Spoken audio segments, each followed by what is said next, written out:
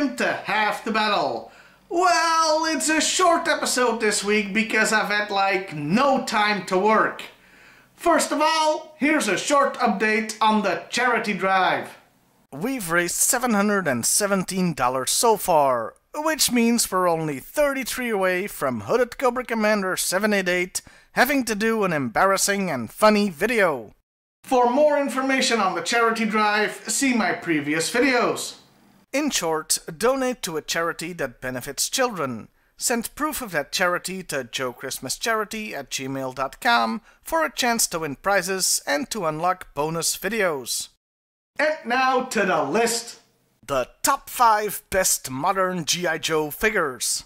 This list is of course just my personal preference. If you have your own favorites, please make sure to let me know in the comments. Also, for this list, I'm leaning more towards figures that don't look out of place next to the old toys, especially in the top 3. Well, let's get started! Number 5. His Drivers. They're a really good update of the original figure, and they look just great. And they are practically the same size as the old figures, maybe a hair taller. That's because, well, they had to be, since they still had to fit in the old His Tank toys.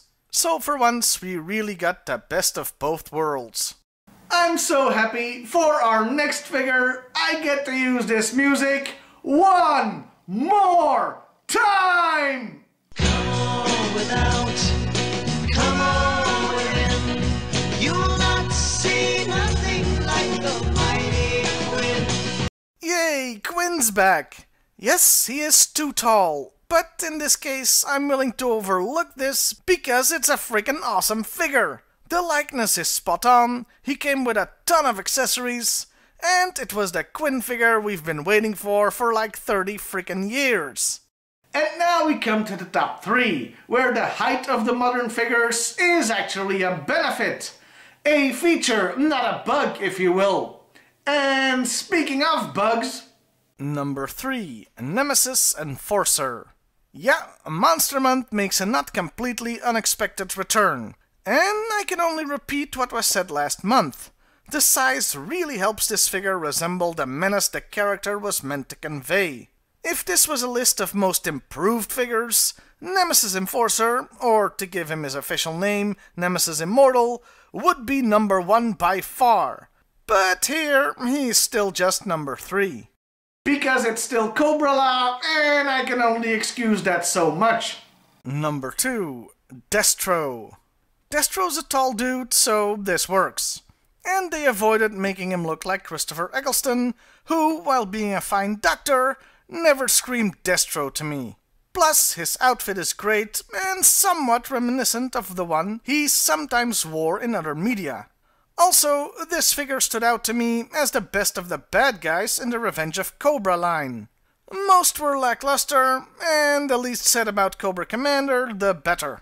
And the best modern figure, my personal favorite, is, or I should say are, Battle Android Troopers. All of them. Yeah, was this a surprise to anybody? The Battle Android Trooper, be it the Jungle, Night or Arctic model, they are all excellent. Though the ones with the OG color scheme are the best of the best. I've lavished praise on this figure many times in the past, and it deserves it 100%.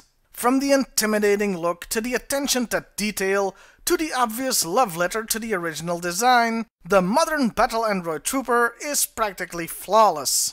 Even, or better yet, especially next to the classic figures, where the bat towering over them looks just right. Well, I'm glad I got the opportunity to talk about these toys again. And remember, if you have your own favorites, do let me know in the comments below. And don't forget the charity drive. You have 10 days left to donate. Let's get to that $1,000 mark. I'll see you next time, everybody. And hey, why not like, share, and subscribe if that's your thing. Come on without, come on within, you will not see nothing like the mighty Quinn.